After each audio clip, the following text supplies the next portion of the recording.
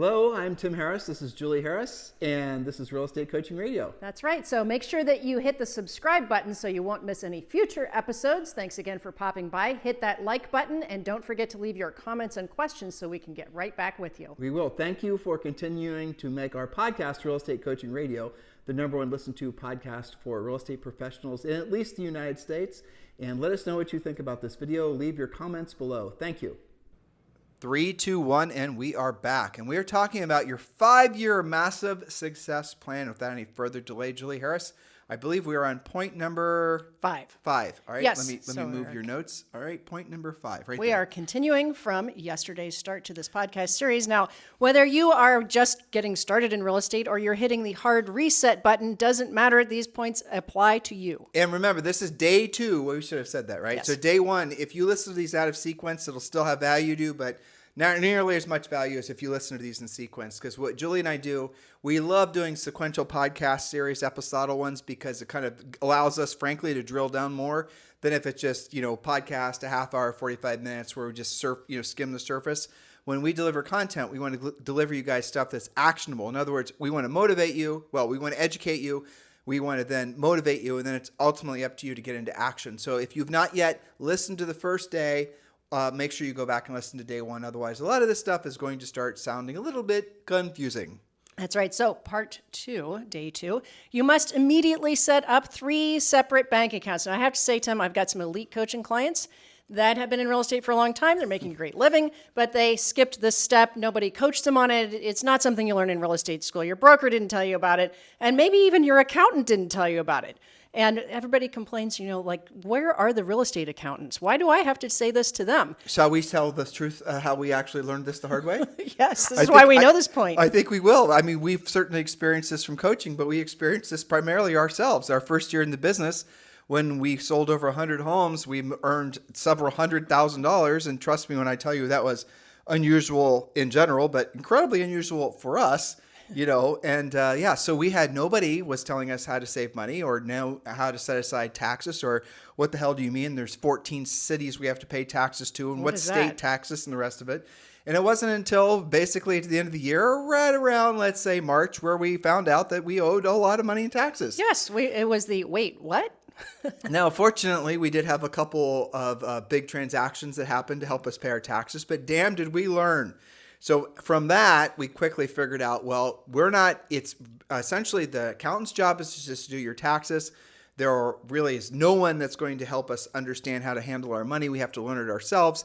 And from there, we started doing a lot of reading. We started hiring, coaches where available. We started using mentors. We had to seek out, and this is really before the widespread consumer internet. Right now, you guys have it far easier than we did. Yes. Listening to this podcast, for example, there were no podcasts for us to listen to back then. But listen, no matter where you are in your career, new agent, more seasoned agent, veteran agent, listen to Julie's advice, because what it's going to force you to do is obviously save, but more importantly, it's going to save you massive amounts of stress when it comes time to paying, the obligations that all of us have. That's right. It's called financial discipline. I know that's not that exciting, but it is a fact of life. Point number 5, you must immediately set up 3 separate bank accounts, a savings account, an operations/checking account, and a tax account. Every time you are paid your commissions, you place a minimum of 10% into actual savings, 20% into your tax account. Notice how those are not the same account. They're not commingling. And the rest into your operations account, which is a checking account. Do not commingle savings and tax accounts. The tax money does not belong to you. Upgrade your savings percent as soon as possible. Some of you are able to save 20, 30, even 40% into your savings off the top, but you should have at least a 75 to 80% profit margin. Let's break this down. So we're going to use a $10,000 commission check. You're at Exp Realty.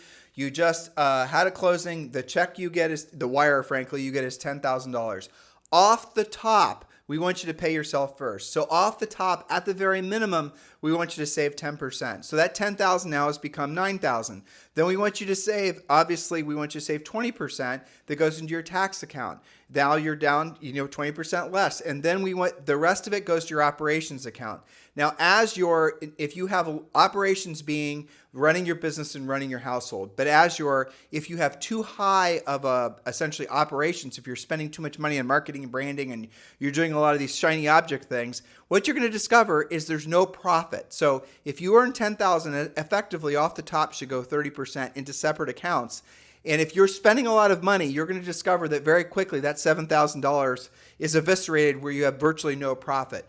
And that's what's happened in the industry over the last 15 years. A lot of agents have normalized making $10,000 and considering it a win if they actually have a before-tax profit margin of $2,000. We hear that all the time from fake guru coaches. That is stupid. You should be running real estate business. Your real estate agent commission should be resulting in you keeping, in essence, having a 70 to 80% profit margin minimum. If you're spending all of your money on buyer leads and the rest of it, then you're going to have not only low profit, but in many cases, no profit. That's right. And, you're absolutely right. The quote plan, which is not really a plan that we hear all the time, is, well, I'll just save whatever's left over at the end after I pay all my expenses. And yet, sometimes it's worse than that. Not only did you spend everything on your speculative stuff, but you're actually in the hole and you're starting to put stuff on your credit cards. Well, it can get worse. It's a spiraling snowball. But that's what agents do. But that's also what a lot of humans do in general, and small business people. What they'll do is they'll make that $10,000. They're basically real estate rich, right? Woo, I want $10,000. And then what they're going to do is they're going to go to Facebook and they're going to say, what should I spend my money on? I see it every day. I know. They're going to take a survey and a poll, and then they're going to end up buying buyer leads that don't amount to anything. And they're going to, basically spend all that money on a lot of shiny object, silly stuff. And then what are they not doing? They're not saving for their future, and they're also not saving money for any taxes, let alone having any money for their personal overhead. And then at the end of the year, they maybe earned $150,000. Their accountant sits down with them, and their accountant said your total profit was $18,000 because you pissed all the rest of it away. And you're going to rationalize, some of you, and you're going to say to yourselves, well, you know what? I was investing for the future, because this is what the marketing people want you to believe. You're not, it's okay for you not to get any results from your branding for 3 years, 4 years, 5 years, 10 years, never. In fact, it's normal. It's normal for you to have to mail out postcards until the cows come home. It's normal for you to have to make 6,000 videos. No, guys, that is not normal. That's abnormal. You are on the wrong path. You're never going to make profit from your real estate business. And this isn't a point that Julie's probably going to get to, but I'll just spoil it now. Your product is clients that are happy with you. Your product is sold houses. What is your product? This is the question, right? Your product ultimately is profit. If you're not earning at least a 75% margin, in other words, you earn $10,000, you got $7,500 that is going into your own personal account. So your savings account isn't 10%. It's actually significantly more. And Julie said this. It's 20, 30, 40%. Then with that profit, you reinvest that money into things that will actually make you passive income, dividend paying stocks, rental properties, things like that. If you never have any profit, you're never going to be rich. And rich is where your money works for you and you no longer work for your money. You're never even going to be financially comfortable because you're always going to have to be on the transaction treadmill. That is a huge mistake. It happens when you do things in the wrong order. Please listen to what I'm telling you. Those of you who have been in the business a long period of time, if you are not essentially where you thought you'd be in terms of passive income, let alone net worth, it's because of that particular point. Forgive yourself from having made that financial mistake now. Quickly turn that around and do something about it. That's right. So point number 6, using your real estate treasure map, identify any debt you've got to pay off, especially high interest rate credit cards. Give yourself specific deadlines for all financial goals. Now, this is part of the goal setting that you get with the treasure map in 5 areas of life. We mentioned them a little bit yesterday. Those 5 areas of life to have specific goals in are financial, physical, family, spiritual, and education. Again, figure this out through your real estate treasure map. We're drilling down a lot on the financial aspect because that's the thing that kicks your butt early on in your career. You've got to sort that out. And some of you guys, it's not early in your career. It's halfway through your career. You're finally going to find that financial discipline. That's why we talk about the financial first. Use a treasure map to work on the rest. If you fail to plan, you plan to fail. That really is the bottom line with anything. It's sort of like you guys deciding you're going to drive from, one coast of the United States to the other and not have a map, no GPS or nothing. You're going to end up God knows where, right? So when you guys are wanting to know what direction to go in, lean into your real estate treasure map. It'll help you mind meld with yourself basically and your spouse or significant other so that you guys can create essentially a 12-month, then becomes a 24-month, 36-month, and so forth plan for your business, in your personal and your financial lives. This is really critical that you do this. People ask, Julie and I have been married for 32 years this year. And we were actually this was interesting to me. Julie and I were on the beach. It was 2 or 3 years ago. That's not the interesting part. And we were talking with one of our former neighbors. He moved to California, Brendan Pritchard, Yes. right? Mm-hmm. And he is a well-known speaker. He used to be on Oprah, and just for a while he was very famous. So he and his wife, Denise, I believe that weekend were celebrating their 12th wedding anniversary or something. That's about right. Mm-hmm. And Julie and I dropped the 30-year bomb on them at the time. At that time we'd been married for 30 years. People always are like, "Holy crap! How old are you guys when you got married?" But this year we've been married for 32 years, and they always wanted to know what the secret is, right? They're being polite and interested, but some of them are genuinely curious. And here's the answer we always tell them, because it is the truth. Common goals, shared goals, having goals in 5 areas of life that you're both working towards as essentially a unit. That is the absolute 100% key to longevity in life, is always be moving forward. And if you can be having that mindset with your spouse, partner, significant other, your wife or your husband, then you're going to be vastly further down the road emotionally when you're sharing the same end result. Julie and I work out every day together. We review our finances at least once a week. We're working towards other things simultaneously, and that helps. We listen to the same podcasts. We'll often she has her own interests, and I have my own interests, but we do make a point of making sure that we do have shared common goals. That is the core essence of what it takes to have a long-term, loving, supportive, and I think, Successful. Everything. Yes, absolutely. Well put. Thank you for that. Point number 7, again, we're working through your first year of your 5-year plan. Develop at least 2 predictable income spokes. For your first year of your 5-year plan, we recommend building your center of influence, since you all have that and it doesn't cost you anything. That's your foundational spoke, plus 1 very proactive spoke like expired listings and or for sale by owners. And I think there's not tons of for sale by owners, so you can kind of put those into the same proactive spoke, if you will, expireds and for sale by owners, because the scripts are very similar. So don't waste time looking up expired listing information. Some of you don't do it because you tried it for a day and it took too long to find phone numbers. You can let RedX, there's a company called RedX, do this for you. If you text the word RED, R-E-D, to 47372, they have partnered with us to give you a $150 setup fee discount. And then you never have to do all that heavy lifting, and you don't have any more excuses not to be calling on expireds. I'm absolutely shocked you read one of our commercials. It was written into my notes. You never do that. So text the word RED to 47372, and they do give you a $150 discount. That is the go-to solution for those of you who are smart enough to move forward, which should be all of you, exploring the massive opportunity with expired listings. And learning how to basically master the art and science of working with expired listings is just one of the many things you guys learn in Premier Coaching. There's links to join Premier Coaching and free on iTunes, Spotify, on YouTube. Just go ahead and click the link and join Premier Coaching. But in the meantime, you're going to need RedX. So text the word RED to 47372, and they will text you back, or we'll text you back a link so you can join using our $150 discount code. Remember, when texting, message and data rates may apply. Point number 8. Point number 8, embrace all opportunities in your first year. And I would say in every year, really, this applies to everybody, including buyers, sellers, investors, and referrals. You're building your skills and you need that experience. It's not time to be overly picky. So get help when you need it. That's part of what agents do all the time with our coaches. And refer or partner with other agents or your broker if necessary. Your script is, yes, it would be my pleasure to help you with that. Then ask more questions, get help if you're out of your wheelhouse, but don't say no because you don't do that. Oh, I don't do leases. Don't say no because you don't know how to do it or because you're out of your wheelhouse. How are you going to get any experience if you don't earn while you learn? I don't do land, or if you're in New York, I don't do co-ops, or I don't do condos, or I don't do this, Commercial. I don't do the commercial, right? You say yes to everything and figure out after you've got the relationship. And I'll tell you, for example, I've got a lot of people that join Julie and I at Exp Realty, and they're wanting to start out. They occasionally will, they'll say, well, I'm a residential agent, but occasionally I stumble across a commercial deal, and I've never had, I've just basically had to pass on all those.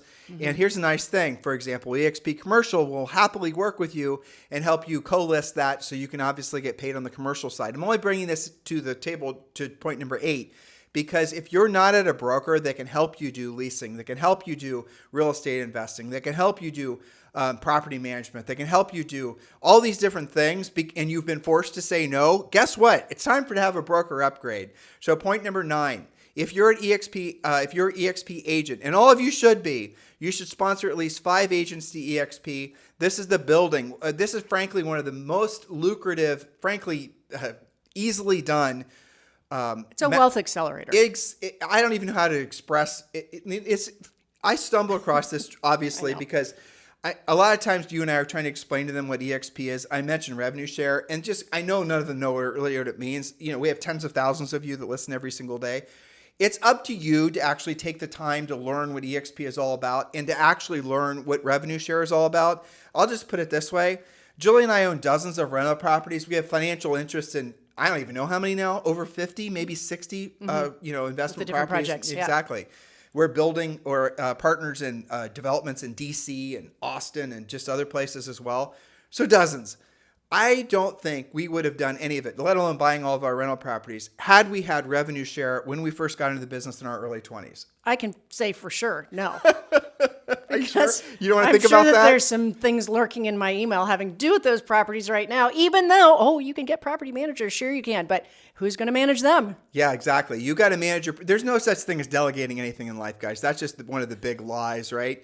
A lot of agents think delegating, I never have to think about it again. Well, that's a good way to get ripped off in some version or another. That's true. Ripped off as in someone stealing from you, or ripped off as in someone doing a half-assed job and actually not doing what you're paying them to do. So you can delegate, but don't abdicate. That's one of the things we talk about in our best-selling book, Harris Rules. Yeah, but revenue share, rentals pale in comparison to how that works. And we often say, once you understand it, you can't really unsee that. Well, here's for example. People are saying, and this is true, and you and I followed this when we got married. Okay. Buy 10 rental properties over a long-ass period of time. Yes. They're going to be paid off. And we did that, but we ended up buying a hell of a lot more than 10. That's right. And over a long-ass period of time, a lot of them got paid off. Meaning decades. Yeah, that's decades. The definition of long ass period of time. You guys are wanting to put a time frame to long ass.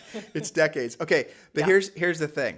When they tell you to buy 10 rental properties and over a long ass period of time, you'll be able to live off the cash flow from the rentals, or you'll be able to sell it and invest it in dividend paying stock. All of that is true.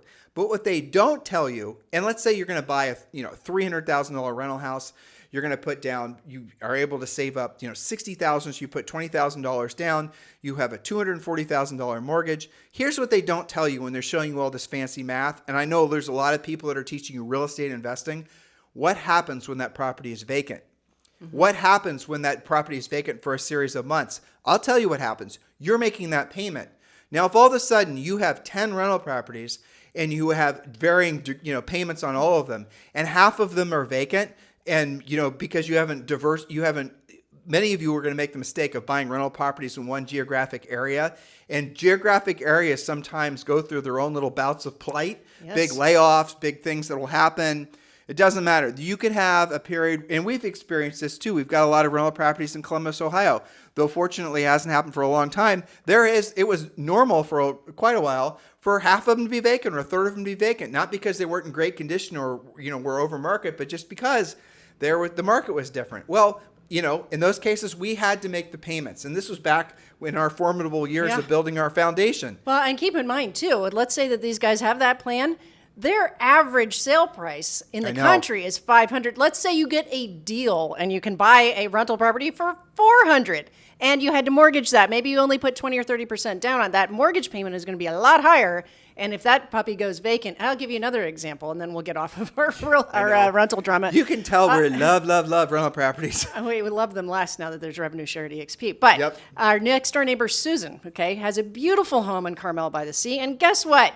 All of those rains out in California uprooted a ginormous cypress tree, which smacked into the front of her house. Well, yes, she does have insurance money, but guess who gets to pay that upfront fee if she wants to get the work done before the insurance money comes through? Gotta pony that up. Aren't we renting that house in August? That's why I know about this. Is it going to be fixed, I It hope? should be. She started this week. So. Oh, boy. I know, but that, we could go on and on and on about the rental drama. But, the thing about revenue share, for example, is it's not going to call you with those problems. Well, that's at the end of the day one of the things. If you're at EXP now, a lot of our listeners and our coaching clients are EXP agents. But if you're not yet on the pathway to join EXP, we've made two very distinct, easy paths for you to follow. And trust me when I tell you, your world's going to change as soon as you understand revenue share. Text the letters EXP to 47372. Text the letters EXP to 47372. Again, EXP to 47372. And that's going to take you to our group's website where you're going to learn more about why, frankly, hundreds of agents are joining with Julie and I every single month. Now, beyond that, if you're ready to join EXP and you're looking for a runway to land your plane on, and you're ready to choose your sponsor, if you've not yet already chosen your sponsor, we are obviously enthusiastically encouraging you to contact me directly at 512-758-0206 and just put in the subject line EXP, and that's when you're ready to land the plane. If you're just getting ready to get started and you're exploring EXP, text EXP to 47372. Otherwise, text me directly at 512-758-0206. 512-758-0206. Remember, when texting, message and data rates may apply. All right, point number 10 is my favorite point. That's right. Point number 10 of year one of your 5-year plan. Don't waste time getting ready to get started. Earn while you learn. Learning your basic scripts and skills will give you the confidence to speak about real estate to different types of people in different situations. Ask for help when you need it. You don't have time to have mindset issues to work on your mindset. Okay, your mindset will greatly improve as your income does, curiously. So keep your focus on that. Focus on your income and your mindset will follow. Now, so this is a huge, we could expand forever on this point, but here's the bottom line. A lot of you, the whole mindset woo-woo thing, go to a bookstore, go to Barnes & Noble. And when you're there, by the way, go and pick up a copy of our best-selling book, Harris Rules.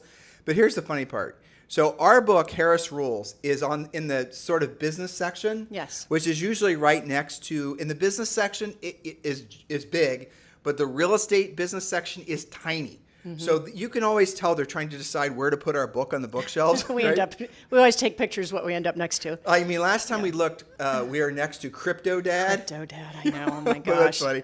But here's the point. Typically on the other side of the same bookshelf, or sometimes on the same bookshelf, are all the woo-woo mindset books. Self-improvement. Yeah, exactly. Self-improvement. Oh my gosh. Is there a massive market for people wanting to work on their mindset? That whole wall of books. What it really is about are people that are wanting to work on their mindset, that they can procrastinate and never have to do what they don't want to do, and they don't want to do it at the highest level. Everyone who's been successful at anything in life knows the worst thing you can possibly do is try to work on your mindset before you get into action, because here's how your brain actually works. Your mindset, how you think and how you feel, changes when you're in action.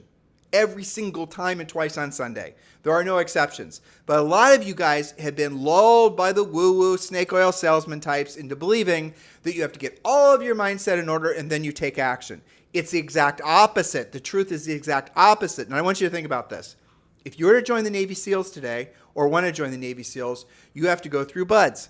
Do you think the BUDS trainers are sitting around, and I happen to know for a fact that this is not how it works, but imagine, okay, you show up to BUDS training in Coronado and San Diego or in Virginia or wherever, and actually BUDS is just in Coronado. So you're there. Do you think they're going to sit around? So Julie, welcome to BUDS. Yeah. We're about to make you into one of the baddest ass warriors the planet Earth has ever known. Oh, no, I'm not sure I'm ready for that. But first what we're going to do is we're going to work on your dream board. Right. We're going to work on your big why. Right. Okay. We're going to sit around and help you sort of, do all this fake pseudoscience psychology to try to help you get your head screwed up. No, they're not going to do that. What they're going to do very quickly is they're going to test the hell out of you physically, because what happens is in the in the what would it be? In the motion of doing the action, your physicality controls your actual mentality. In other words, your brain and how you think will follow your what you're actually physically doing. If you don't believe me, go to the gym. And start working out when you don't feel like it, and notice. And You're reading my mind. yeah, well, it's because we never feel like going to the gym. We go every single day. I hate doing it. I mean, I don't hate doing it, but let's just say I don't look forward to it. You hate the ramp up to doing it. Yeah, well, I hate the first 20 or 30 minutes of it. It's really Yes, where I'm that's going true. here, because I don't feel like doing it. I've never felt like doing it. And a lot of you guys feel the same. Well, maybe one or two of you don't. But the reality of it is no one really feels like torturing themselves physically. It's nice to see friends. It's nice to hang out with Julie. It's nice to hang out, and do something a little bit different. But the actual action, if we're taking it seriously while we're there, is not fun. It's basically, torture.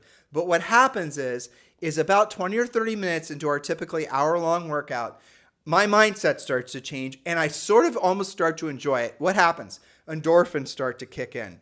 The actual fear and loathing of actually doing the workout is now surpassed by, frankly, looking forward to having it completed, but also noticing that I don't hurt anymore, noticing that my shoulder doesn't hurt when I'm doing that particular exercise, noticing that I look in the mirror and, hey, guess what? I'm starting to, look a little better. And you feel great because you accomplished something. You had That's effort it. equals results. So your mindset transformed from the beginning, getting ready to go to the workout, making yourself do it, talking yourself into it, actually sweating it out.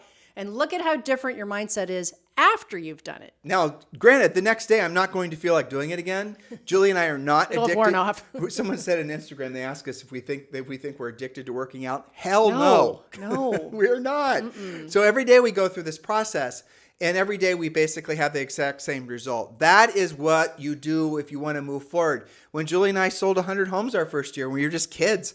And it's not like we knew what we were doing. It's not like we wanted to have doors slammed in our faces and have all those experiences of rejection. But what we didn't do is we didn't work on our mindset first. What we didn't do is we didn't spend a lot of time getting ready to get started. What we did do is there's a FISBO, I have a hand, that's a door, I'm going to knock. We didn't even really have a script. We figured things out along the way. That's what all of you, if you can move past this idea that there's this sort of institutionalized procrastination that's built into everything. It's like they say now, you've heard this before, right? Mm-hmm. That, modern psychologists, I'm air quoting here, are saying people are not really adults and their brains aren't fully formed until they're 28.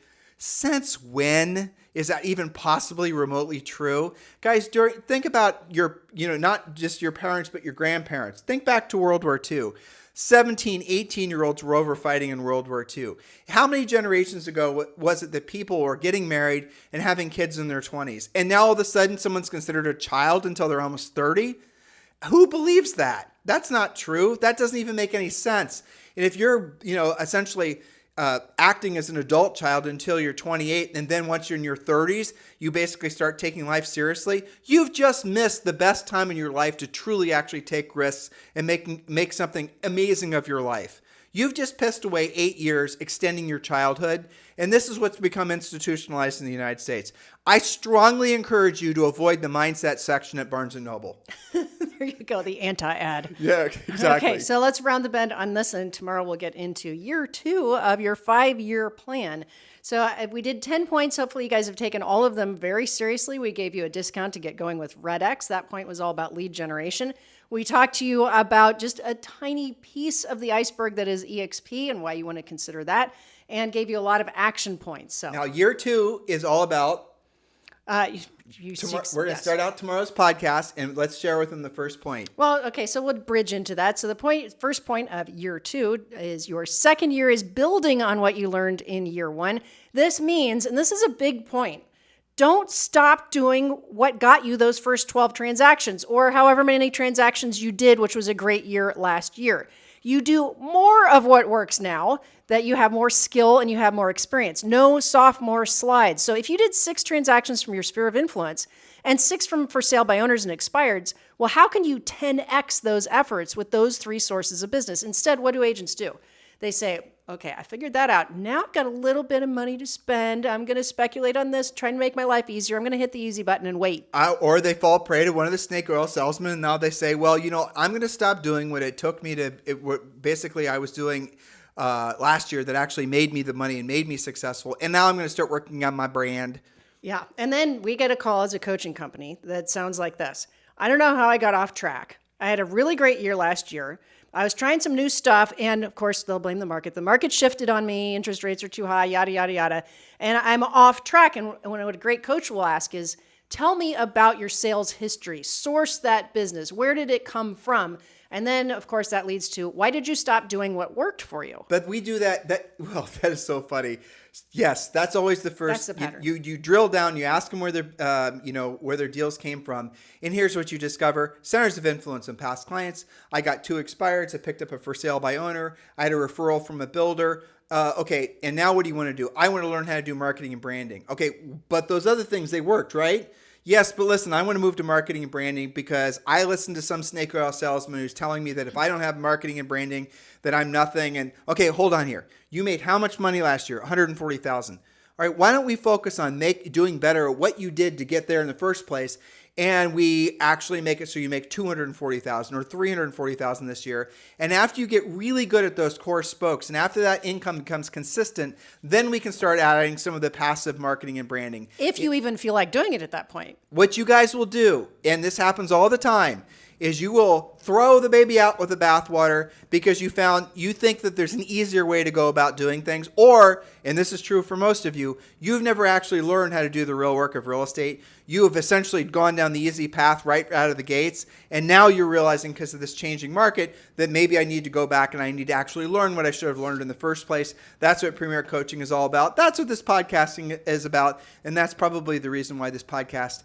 is growing by leaps and bounds every single month. Thank you for keeping this #1 listened to daily podcast for real estate professionals in at least the United States. We will pick up on year 2 tomorrow, and our point number 2 tomorrow. So you too can learn more about year 2 tomorrow. Point 2. Have a great day. Hello, thank you for having watched this video. Please remember to subscribe to our YouTube channel. That's right. And don't forget to hit that like button, leave your comments and questions below, and we will get right back with you. Thank you for watching this video, and remember to watch the next one. You're going to love that one.